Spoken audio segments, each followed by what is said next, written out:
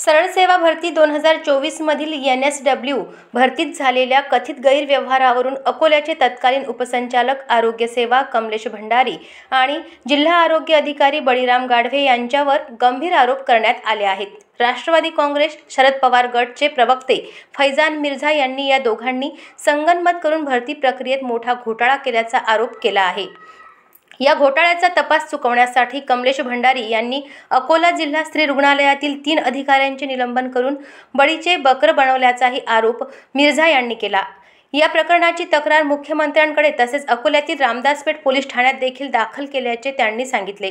दरम्यान कमलेश भंडारी सध्या मुंबई येथे संयुक्त संचालक जॉईंट डायरेक्टर पदावर रुजू झाले असले तरी ते पुन्हा अकोल्यातील उपसंचालक आरोग्य सेवा पदावर परत येण्यासाठी प्रयत्नशील असल्याचा आरोप मिर्झा यांनी केला आहे।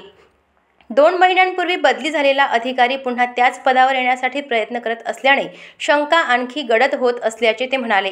भंडारी यांची अकोल्यात पुनर्नियुक्ती झाल्यास त्यांनी सरळ सेवा भरती प्रक्रियेत केलेल्या कथित गैरव्यवहाराचे पुरावे नष्ट होण्याचा धोका असल्याचा गंभीर आरोप मिर्झा यांनी केला आहे।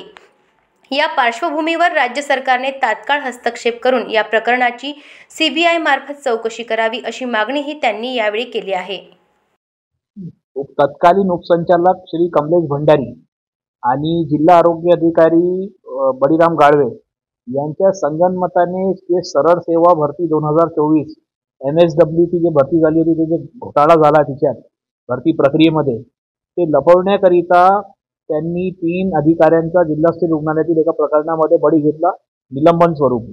याबाबत मी राज्याच्या मुख्यमंत्र्यांना हैदराबाद हाऊस येथे तक्रार दाखल केलेली आहे आणि याबाबत मी रामदासपेठ पोलीस स्टेशन अकोलाला FIR दाखल करण्याकरिता सुद्धा तक्रार केलेली आहे। परंतु माझ्या माहितीप्रमाणे उपसंचालक आरोग्य सेवा श्री भंडारी जे तत्कालीन होते ते जॉईंट डायरेक्टर म्हणून मुंबईला कुठेतरी रुजू झाले।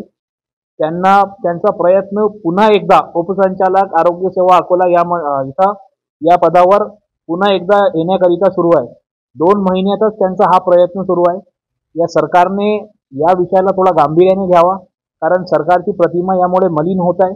आणि दुसरा विषय असा आहे की या सरकारमध्ये काय असं सुरू आहे की अधिकारी आपल्या मनाच्या ठिकाणी पुन्हा एकदा बदली घेण्याकरिता येतात आणि माझा असा पक्का आता माझा डाऊट होता ते पक्का झालेला आहे की श्री कमलेश भंडारी पुन्हा एकदा अकोल्याला रुजू होऊन सरळ सेवा भरती प्रक्रियेमध्ये त्यांनी जे घोटाळा केलेला आहे ते साफ करण्याकरिता, त्याचे सबूत साफ करण्याकरिता ते येणार आणि याची चर्चा आहे। याकरिता शासनाने याविषयी गंभीरतेने लक्ष द्यावा आणि CBI मार्फत सरळ सेवा भरती प्रक्रिया 2024 जे उपसंचालक आरोग्य सेवा अकोला मंडळ श्री भंडारी आणि DHO जिल्हा परिषद अकोला यांच्या संगनमताने झालेला जो घोटाळा त्याची चौकशी CBI मार्फत लावावी। अशाच महत्त्वपूर्ण बातम्यांच्या अपडेटसाठी अजिंक्य भारत न्यूजच्या पेजला फॉलो करा आणि सबस्क्राइब करा। Thank you for watching.